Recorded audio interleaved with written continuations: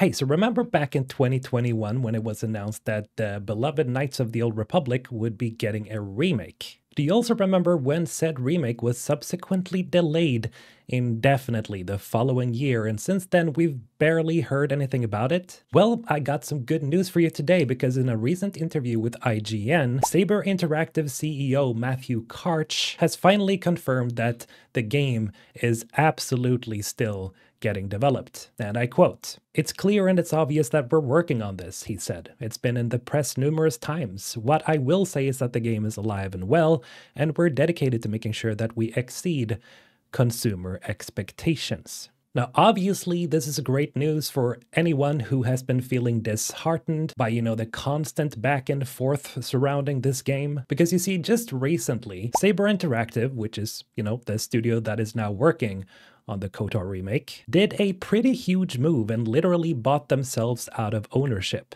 as previously Saber had been acquired by the Embracer Group. Now, for those out of the loop, Embracer has quickly rose into prominence as the industry boogeyman, as the company has become known for closing down studio after studio in rapid succession, and so it's really no wonder why Saber Interactive essentially panicked and pressed the big red button. And so Matthew Karch, the previously mentioned CEO of Saber, bought up the rights to Saber with his own company, Beacon Interactive, for around $247 million. And thankfully, with this acquisition, Saber are now apparently in the safe zone and can now work on KOTOR uninterrupted. At least that's what it seems like. Now, we still don't have any actual information on what their plans are for the remake, and I'd still be careful on hinging too much on the words of the CEO on the remake being able to exceed consumer expectations. Because let me tell you, those expectations are pretty high. Not only because people want a faithful remake of the original, but because the industry standard has gone up quite a bit, especially due to games such as Baldur's Gate 3. So, time will tell if this remake can reach the heights of the original, but this is so far great news.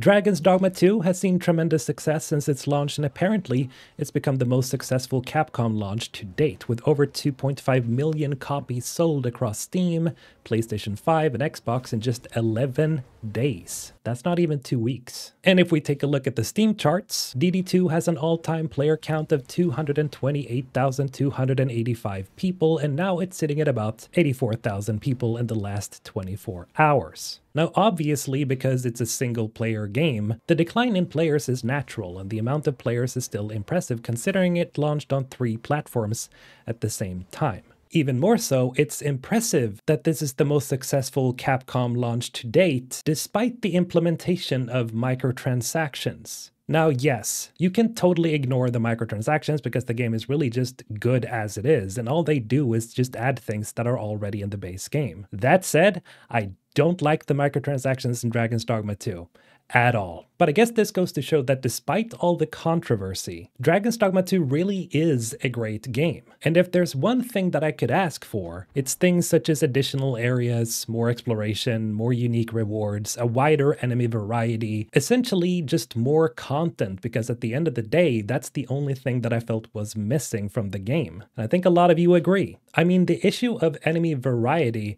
just in of itself is a huge topic that constantly gets discussed on various forums. That said, Capcom recently sent out an official survey asking players what they liked about Dragon's Dogma 2 and if they'd like to see future DLC, which I'm gonna go ahead and assume that most of people will say yes to. So we're most likely going to see some future DLC for Dragon's Dogma 2.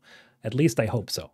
In other news, CDPR recently had their yearly chat with investors where they answer questions from various individuals investing in CD Projekt Red. And during this chat, one investor asked, will microtransactions be added to future games? To which Pyotr Nulubovich responded with, and I quote, "We do not see a place for microtransactions in the case of single-player games, but we do not rule out that we will use this solution in the future in the case of multiplayer projects." Now, as you may know, the topic of microtransactions is probably the most discussed topic in the video games industry currently. And of course, with the debacle surrounding Dragon's Dogma 2's launch and Capcom's blatant implementation of microtransactions, a lot of people are understandably concerned that other studios will follow suit and sort of design these inconveniences in their video games, only to introduce microtransactions to get around said inconveniences, like in the case of Dragon's Dogma 2. Again, for the record, I absolutely adore Dragon's Dogma 2, but the implementation of the microtransactions was incredibly disheartening. On the flip side, CDPR's confirmation that they won't be using microtransactions in their single-player games is hopefully going to make many gamers out there breathe a sigh of relief, because that means that they're most likely going to follow in Larian's footsteps and make the future Witcher sequel and Cyberpunk sequel feature-complete games. Now, as Piotr said that they're not ruling out MTX for their multiplayer projects, I'd take that as a sign of them already planning for the implementation of microtransactions for multiplayer games, like with their upcoming project Sirius, which is a spin-off multiplayer Witcher game with co-op, apparently. Here's the thing, right? Microtransactions are unfortunately here to stay. But as long as it's kept for securing updates for live, ongoing content, then it's reasonable to assume that it's going to be a part of the game. In a recent example, Helldivers 2, which is also co-op, has an excellent MTX system that's not pay to win, and prices are not absurd, and the best part is that you can earn the currency used to buy new skins by just playing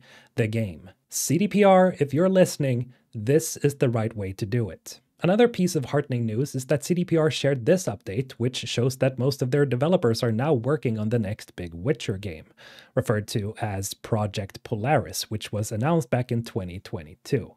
Now, we don't have any updates on when we can expect this new game to arrive, but after the launch of Cyberpunk Phantom Liberty last year, CDPR has steadily been moving people over to the next Witcher game, and so I'd assume that a good chunk of pre-production has already been done, since this game has been in the pipelines for a while now. Now, interestingly, CDPR already has 47 people working on the next Cyberpunk game, and so it would seem that the studio wants to have a cleaner development cycle that allows for their games to come out sooner rather than later. Now, it has to be said that I'm pretty glad to see this amount of transparency that CDPR are putting out. And with the quality work they put into Phantom Liberty, and with its subsequent success last year, the future is looking pretty bright, and the studio today is a far cry from the one that launched Cyberpunk 2077 back in 2020 to, let's just say, mixed reception. And hopefully, their success story continues, and I can only hope for the future Witcher and Cyberpunk games to exceed expectations. Because you better believe that those expectations are pretty high. No pressure, CDPR.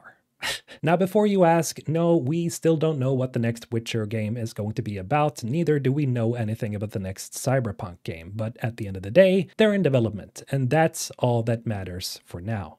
Now let me know what y'all think about this in the comments below, and remember to subscribe for more. Mr. Holten, signing out.